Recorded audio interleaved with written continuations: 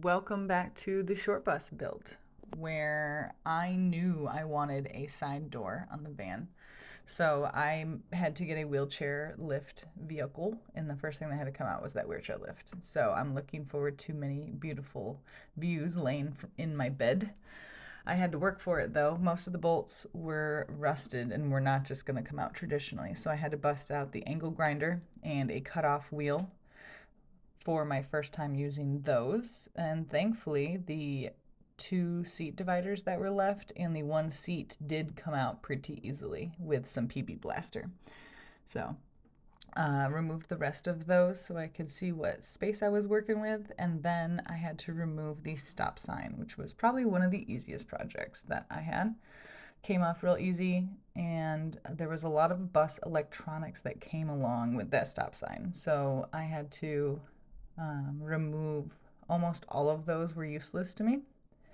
And I removed the control box and the door opening closing mechanism, all so that I could gain more room up front and be able to access the engine here in the doghouse. It's very important that you can remove that center console and access the engine to do work on it on the road. I'm not really sure how they did it before when they had all that stuff there. So looking forward to turning this into some storage solution up front.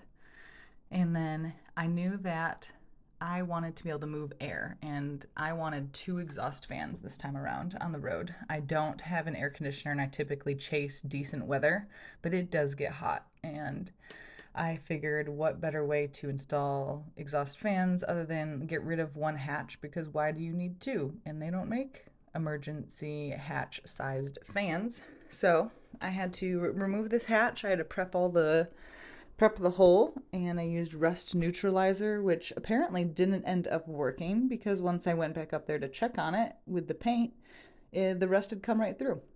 So I removed all of the paint and rust neutralizer with a wire brush on my angle grinder tool, and then I went old school method with the spray paint.